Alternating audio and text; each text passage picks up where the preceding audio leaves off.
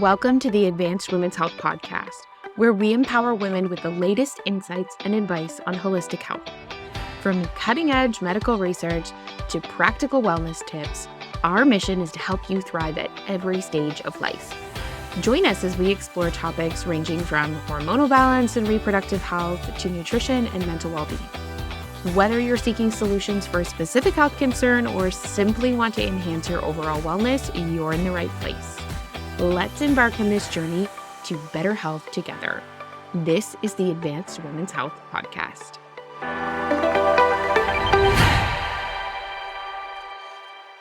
Before we dive into today's episode, I wanted to let you know about some exciting things we have been working on at Advanced Women's Health. So we don't aim to just be excellent at appointments and excellent with the care we give to patients in terms of the protocol, but our goal is cross-clinic excellence. We want to ensure that you are getting the most wonderful onboarding experience, that you feel supported, and that fundamentally you actually are going to implement your plan. We talk about health being a lifestyle, and it is, right?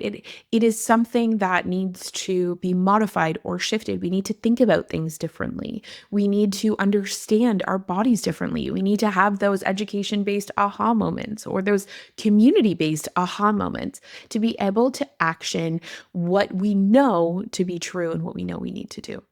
And so over the last few years, we have been consistently evolving and trying to give you the best patient care experience possible. And that has resulted in us having our new patient onboarding system. All new patients at Advanced Women's Health now get access to a plethora of resources. We go through educational pipelines and daily tips and tricks that will help you to implement your plan. We have mindset support. We have onboarding coordinators that are there to create community and hold your hand in live QA calls. We offer meal templates and meal plan structures, exercise videos and programs, community challenges, and so much more. And again, this is just included as being part of a patient of Advanced Women's Health. So if you have been on the fence, if you have been hesitating, book with one of our patient onboarding coordinators. We are here to help you pick which practitioner is the best fit for you. And then you can learn more about our onboarding systems and everything else we offer at Advanced Women's Health. So now to the episode. Hello and welcome back to the Advanced Women's Health Podcast. My name is Dr. Michelle and today I'm joined with Dr. Tracy Lynn, and we're going to be talking about all things endometriosis beyond fertility. If you want to have a look at episodes that pertain to endo and fertility, please have a peek back at episodes 27 and 30 with Dr. Lauren Digwall and Sean, our acupuncturist in Kingston. They both do a really excellent job of going over that topic. But today we really wanted to talk about endometriosis as it pertains to anybody who isn't trying to conceive and how it shows up, what it looks like, and why you might care. And so before we kind of even hop into that, I want to quickly describe what endometriosis is. So endometriosis is a condition of the immune system where we see cells that are similar to the innermost lining of the uterus, which is what sheds on a monthly basis during a period, cells that are similar to that, not exactly the same, anywhere else in the body. Most often, we do see those in the abdominal cavity or in the pelvis. So they are on the uterus, fallopian tubes, ovaries. They can be on the bowel, but really anywhere in the abdomen is the most common place that we see them. I have seen it on the lung and in other locations. And so it really can pop up anywhere, which really surprises people. And the other part that's just worth mentioning is that endometriosis isn't even a condition that's exclusive to women. So this is a condition that we've seen in men as well. Again, if you think it's a challenge to diagnose it in a female, even more so in our male counterparts, but nonetheless, it again is really a condition of the immune system where we see cells that exist in a place where your immune system shouldn't allow them to set up shop, that have the ability to increase nerve supply, increase blood supply, create this inflammatory chaos where we can see scar tissue and adhesions, which can pull on organs and put them in different places. And really, it can respond to your hormones, create their own hormones. And again, depending on where it is, how bad it is, the symptoms look very different from person to person. And so one of the things that is really important to mention is that endo has a grading and staging system. And so at the higher end of things, we're really seeing like things like endometriomas and deep infiltrating endometriosis into organs. And at its lower stages, we're seeing like superficial lesions, smaller lesions. And so The other part that is worth mentioning is that the symptoms do not always align, or the severity of symptoms do not always align with the severity of disease. And so there are patients who seem to have very minimal disease in terms of very few lesions, not a ton of them, not very excessive, and are debilitated by those symptoms in terms of pain or what have you. And then the opposite has been true as well. There are patients who have deep infiltrating rectovaginal endometriosis, borderline have a fistula, which is like a hole from one organ to another, that have like very little to no symptoms, like no menstrual cramping, like not a thing. And so it's really important to make that distinguishment, because we see, as we're going to talk about, a lot of people who present very classically in terms of what we expect to see with endometriosis, but then a lot of people who don't, and who are really surprised when we bring it up in office about this is a concern and this is why we care. Thus, why we're bringing you this episode today. Yeah, so it's interesting because when I think endometriosis has been discussed a lot more, certainly in our clinical practices, and I think it's just progressive. There's more awareness around it. Diagnostics are getting better. Women are a bit more informed. They're hearing about it. We didn't talk about it a lot, even say 10 or 15 years ago. And the light bulb for me in starting to understand the condition is really this idea around it being an inflammatory condition that responds to hormones. And that's why there can be such a wide variety of presentations, because there are so many different systems that impact, and it can really shift, as Dr. Michelle said, from individual to individual. And I think that's something that patients, when they come in, also it's information for them where it's not a hormone condition, it's tissue that is responding to hormones. And so there's a lot of different fluctuations, and it can change through different stages of your life as well. That's how we like to think about it. 100%. And one of the things that I just want to add to that is that in the Western model, I find there's a real lack of appreciation for endometriosis postmenopause. And so menopause being going out full 12 months without bleed, estrogen is no longer fluctuating, like hormones are in theory very stable, and therefore endometriosis doesn't matter. Or you've had a hysterectomy and endometriosis doesn't matter. And that just factually isn't correct. Again, your symptoms might be a lot less. We may not be bleeding as heavily, experiencing less pain, but that isn't always the case. If we have endometrial lesions in places that are not those organs, you remove those organs, say you were having heavy bleeds and things, those might be better, but you can still have cyclical chronic pain, right? Or adhesions and scar tissue that are creating constipation and other things, which actually I think leads us into the perfect opportunity to talk about. Can you walk us through what the classic endo symptoms are? What people are like, oh yeah, that checks the box for me, I have endo. What are some of those? Yeah. I mean, I think the classic ones that you'll see like come into our offices are, first of all, like really, really painful periods, right? Like that first one. It still shocks me even to this day. And I certainly was in this place before I became a naturopathic doctor, how people just accept that that would be normal, right? Period pain and where you're medicating on a regular basis and those kind of things is common, yes, but normal, no. It's a sign, right? That's definitely the first one, particularly when it's cyclical, right, or chronic. We'll also see ovulatory pain as another one, which I just found out some interesting stuff about. We'll talk about that after, recently. It could be deep pain with intercourse, particularly in certain positions, pelvic congestion. It can be urinary pain. Those are, I think, the ones that people first think about, right? Things around your period, which is why it gets talked about as a hormonal condition, where it's really you responding to hormones. But there's other ones too, right? Absolutely. Yes, I agree with all those. The heavy, painful periods, the pain with ovulation. Some of the other ones that I look up for are like the period poops, which, if you know, you know, the sharpshooting, like bowel pains. So, what I lovingly call like the lightning rod up the butt sensation that people will sometimes experience, pain with bowel movements, again, pain with urination or a full bladder. The other one that, again, doesn't get clocked quite enough is frequent UTIs. And so when we're seeing lots of UTI symptoms, which tend to be the classic increase in frequency, urgency, pain or burning with urination or with full bladder, those can all be endometriosis symptoms. Again, if we're having an endo flare. And so the number of times that I see a patient who has a history of having urinalysis. So whenever we suspect a UTI, step one is a urinalysis, which is like a dipstick test. And oftentimes with a positive UTI, we're seeing positive white blood cells, positive protein, potentially some blood in there.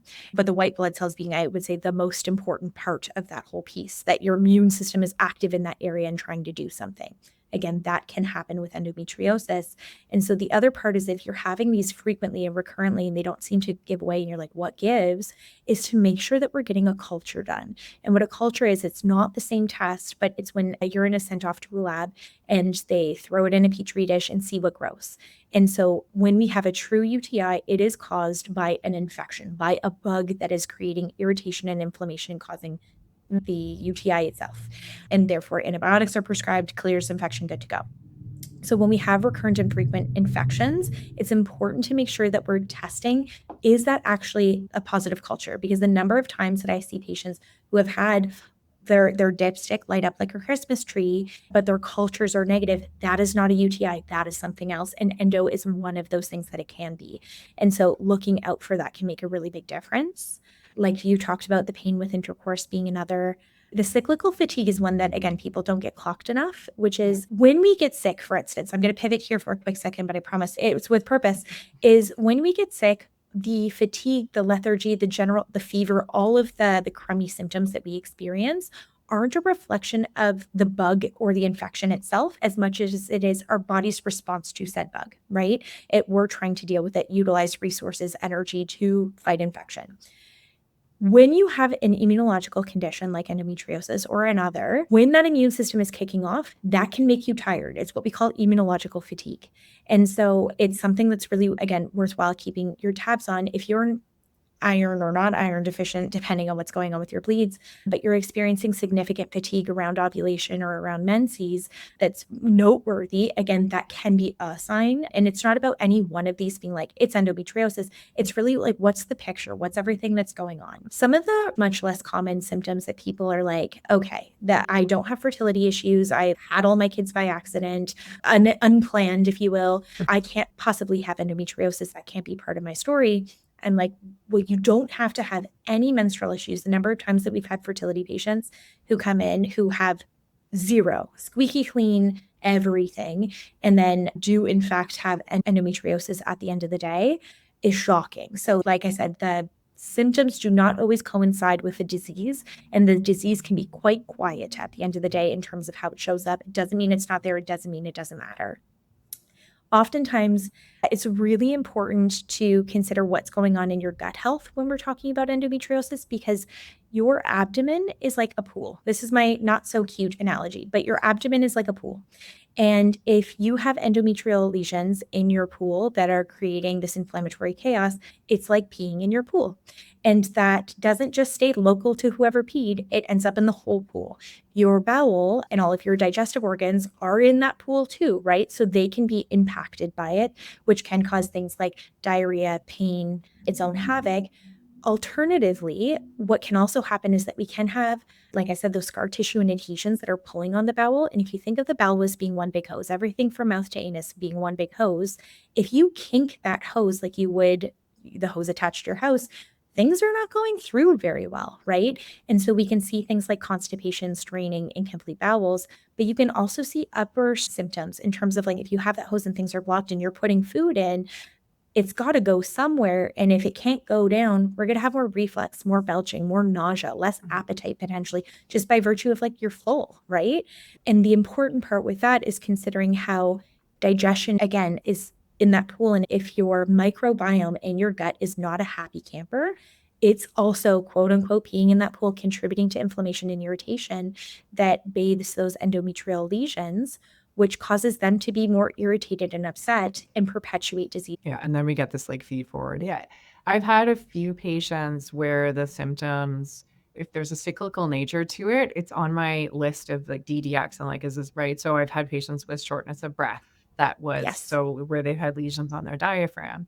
Definitely all kinds of digestive, whether it's dyspepsia or things that you would think of as maybe IBS, but there was more of a pattern to them and other symptoms that would layer on top that made me think maybe one of the signs of endometriosis. The other thing I've seen is like pain when you maybe wouldn't expect it, like again, abdominal pain, that ovulatory pain, because you can get the scar tissues and the adhesions. And so people will describe sometimes almost like a tearing it's worse at certain times of the month. We also know that the uterus at ovulation shifts positions. And so that can cause pain if, again, you've got all this inflammation that's causing these adhesions. it can be very mild in some, and in others it's very sharp, like you were saying, sort of like stabbing lightning rod type pain. When I hear those things, it's on my list. Yeah. Even if it's not the typical period symptoms. Yeah.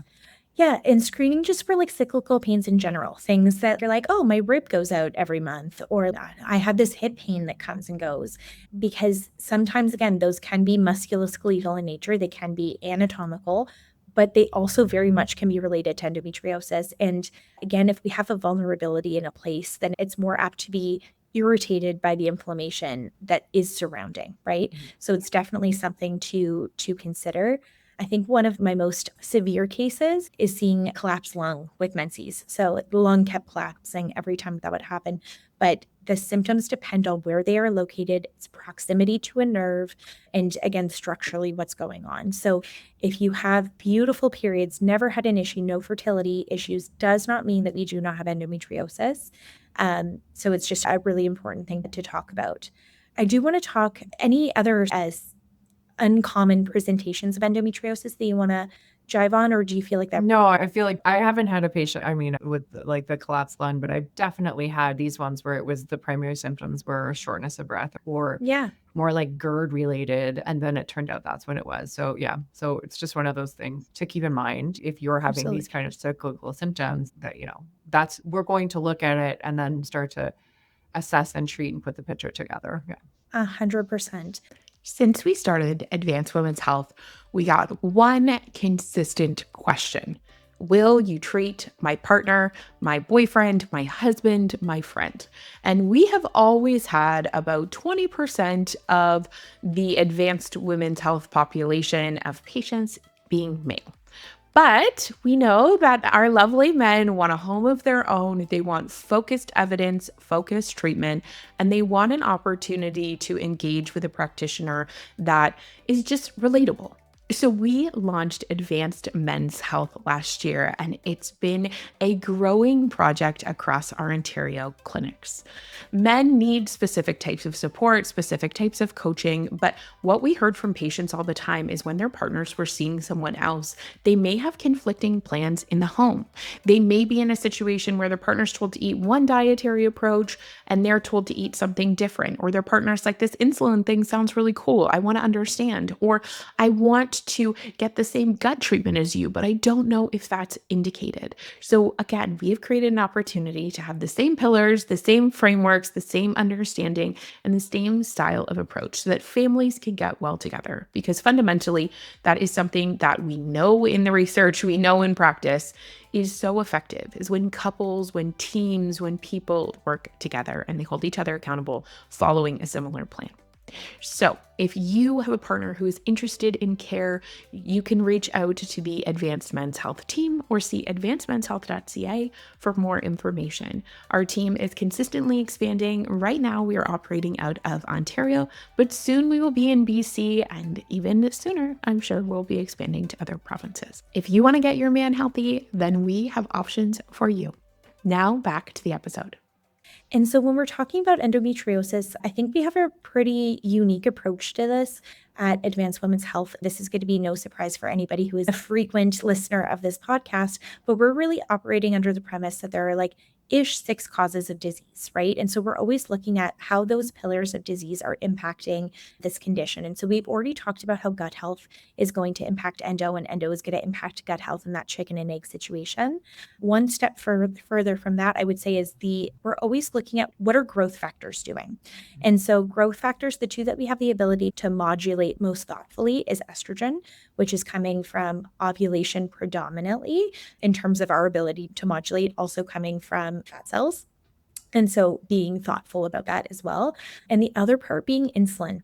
And so again, no surprise to anybody who's listening here, but that insulin is going to be like a crucial and very modifiable thing. And so even when I have a lean patient and we suspect endometriosis, I'm like, let's test, not guess. Let's see what's going on with your insulin. If I don't need to bark up that tree, cool. We have one less battle kind of ahead of us. Yeah. But if it is an issue, not addressing it always hinders progress because it just causes proliferation of those lesions, and it's going to be really important. And to tie that into the gut health conversation is that 40 to 60% of our body's insulin signaling is determined based off of gut bacteria and gut hormones called incretins. quote unquote the GLP-1s, so the Wegovys, Ozempics, all of that are GLP-1s, which are incretin hormones, which are determined based off of your gut bacteria, right? Yeah. And so metabolically making sure that your gut health is okay also is going to impact blood sugar, and inevitably changing how potentially what we're eating can also make a really big difference in terms of how the gut works, but how growth hormone works. So this is where we always are like chicken and egging. It's always about who are your big players in the game, and then how do we tackle at least two of those at the same time. And I would say that those are the two biggest that I start with in a lot of patients. Anything that you would add to that? No, I think it's always this idea around the surprise where it's not always that a patient is coming in and maybe they have fat loss or weight loss as part of their picture or their goal. And so we're still testing for these because they will contribute even in a patient where that's not something that initially they thought they would need to focus on, or the opposite can be true. And the same thing with gut health, right? We're wanting to screen for symptoms. We'll do blood work just to see if those are the pillars that are really contributing to that, right? There's often things that we can concretely address. That again, as you said, I think this is something because it is modifiable, it gives us a little bit of a sense of here's something we can do, right? And then if it's not an issue, we can move on to some of the other sources. Yeah. 100%. And so, just to take that one step further, an endometriosis is a really interesting intersection because, again, my pool analogy, it's just what are the contributing things that are the contributing factors that are increasing intra-abdominal inflammation? What's going on from a viral perspective?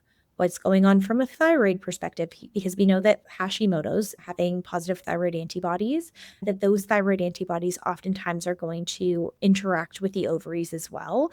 And there's an increased risk or correlation between having endometriosis and having Hashimoto's. So again, screening for those things and then treating them appropriately. And then all of that gut stuff in terms of managing what's going on from that perspective, but just making sure that we're looking at what is your inflammatory load, how do we go about reducing that, what are the sources, and reducing that inflammation that is there, which truthfully brings me to the next step, which is your nervous system and endometriosis and how important that is.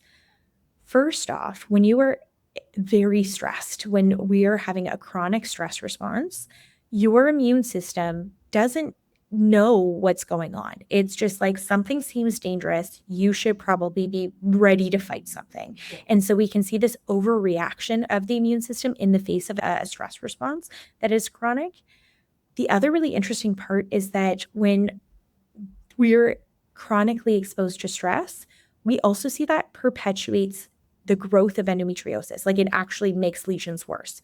On top of the fact that there's something called central sensitization, which is a fancy new word to say that your nervous system is tapped. It has too many stimuli coming in.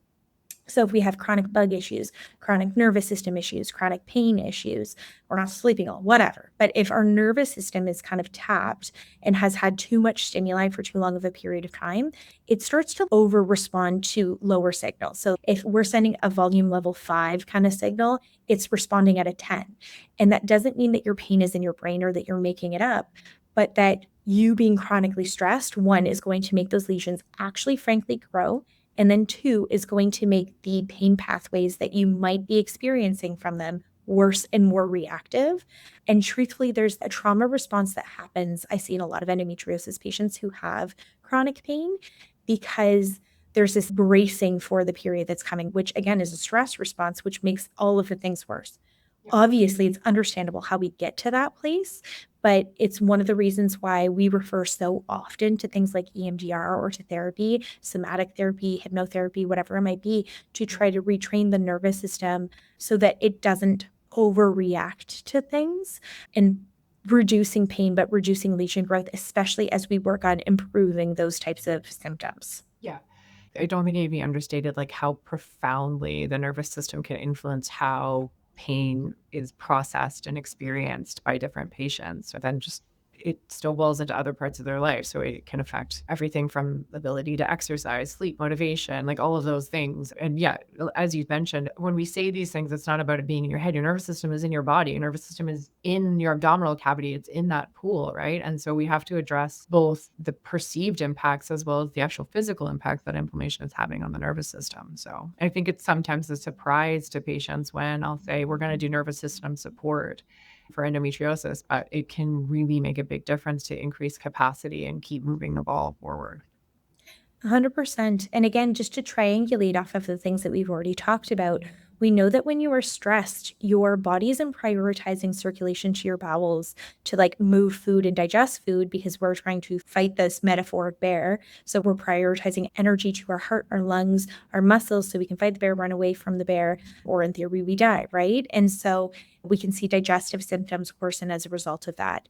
We know that when you're stressed, again, your blood sugar increases. So you have fuel for your heart and lungs to do what they have to do, again, to manage that stress response. Inevitably, we don't need those things in those moments in time. And therefore, insulin kicks up to put that sugar back to where it needs to go, but it perpetuates the insulin resistance and it creates more growth, right? And quite frankly, the other part to that is when your nervous system is activated, we're also seeing a suppression in your immune system because it's not important to fight strep throat when you're acutely being faced by a bear because the bear is more important, right? Our body is trying to protect us. And a lot of these systems are really helpful acutely. Chronically, which is how a lot of us live, not so helpful, right? This is always where, who are your big three? It's not to say that the endometriosis is in your brain or the pain is in your brain or any of those things. I just really like to reinforce that because I do see so much medical gaslighting going on in this community in particular, because we do a really, really respectfully poor job of identifying endometriosis in Canada and then of treating it properly and considering all of the factors that are relevant, important, the risks in the future, again, that menopausal piece. And so a lot of patients are coming in really surprised that they don't have to have their elbows up when it comes to all of this in terms of advocating for care, because we're really the ones like spearheading that and making sure that patients are being properly supported and having a full informed consent conversation when we're talking about all of the nutraceutical lifestyle, associated health practitioner therapies that can be helpful, but also medications, because pharmaceuticals, they definitely have a time and place with endometriosis and can be really, really a game changer. And so sometimes talking about those in a space that feels unbiased and like when the crunchy naturopath is advocating for medication, sometimes that's received differently. But nonetheless, it's just you get the full approach. One of the last things that I think is really interesting to mention in regards to all of this is iron with endometriosis. So we do see a lot of low iron or iron deficiency in endometriosis. And there's the obvious, which is that often in the classic presentation, we do see heavy and prolonged menstrual bleeding, right? And so if you only have a certain amount coming in and an extra amount coming out, I mean, 1 + 1 = 2 here, like iron deficiency is common. What isn't always, again, well known or discussed is that endometrial lesions themselves can sequester iron and utilize them in their inflammatory pathway. And so people can be consuming all the iron, taking all of it, absorbing it, and it's going to the wrong places. And so that is something to consider, because to say we don't ever give iron in those situations, but we want to give it really thoughtfully and considerately, because not all iron is created equal in terms of its ability to be utilized for inflammatory pathways and its tolerability. But also considering that giving a large dose of iron can also cause an increase in inflammation, can also perpetuate worsening of symptoms. And it's something we just want to be thoughtful and considerate about, especially when you consider that low iron is important for oxygen delivery to our tissues, right? So when we do not have enough and your tissues are deprived of iron, you're going to have a hard time generating energy. You're going to be more tired, brain foggy, etc. But then also when you consider the immunological fatigue piece of endometriosis and you combine those two, that's where that fatigue can be really pronounced, but like debilitating and like life-changing for a lot of patients, where they're like, I have to plan my life around my period or when I'm going to ovulate. And again, like that significantly impacts quality of life with that trauma response that we're talking about. So it's really about having a look at all of these pieces, how they integrate, how we can approach and support. Yes, anything to add to any of that? Yeah, I think with the iron is a good example where if somebody has been on a particular type of iron and it's not working and they get frustrated. And then sometimes I just had a patient last week where that was the case. And the solution was to put them on the birth control pill. Sometimes is we do, right? If endometriosis, like sometimes we need to even things out. There's definitely been patients I've had that conversation with. But I think it's switching iron, looking at a different form. I know IV iron is like all the new rage, but that sometimes actually is not a good solution for certain patients. Like depends, there's a lot there. But when we step back through this whole conversation, we know that the diagnostic delays for endometriosis are years, decade, right? Or more. And while I think it's improving, it's shocking to me how often endometriosis is on my DDX list now, right? When I think a lot of patients don't realize that if you have painful, heavy periods, if you are tired all the time or cyclically, if you have any of these symptoms that we've mentioned, the stabbing rectal pain was one that came in last week. I had no idea that it might be connected to something like this. And it may not be, but these are the things we see. And so to have that awareness for people that I can't remember what the last one was. I was just looking, but the percentage of people, it's I think around 1 in 5 that we're expecting probably have an and it might even be higher based on the last one. So it's not uncommon, right? 20-25% of menstruating women or further on could have endometriosis. And so if you have those kind of symptoms, talking to somebody who can look at the whole picture, whether it's to rule it out, right, or actually investigate what's going on at the root, it's not something you have to suffer with. And I think that's often the message we're given as women. Oh, well, these heavy periods are normal. Go onward. The number of times I have the patient who's like passed out or vomited with their periods and they've been told that that's normal. And I'm like, absolutely not. So it's one of these where not going to happen here. So I encourage anybody who's listening to this, who has resonated with any of these symptoms, who is curious if endo is something that they're experiencing or might be related to their fatigue, their digestive symptoms, their chronic back pain, or whatever it might be, to please reach out to one of our care providers at Advanced Women's Health. We'd be all too pleased to help support you. But we really hope that today was informative and that you learned a little bit more about endometriosis beyond fertility. And we look forward to catching you the next time. Have a good day.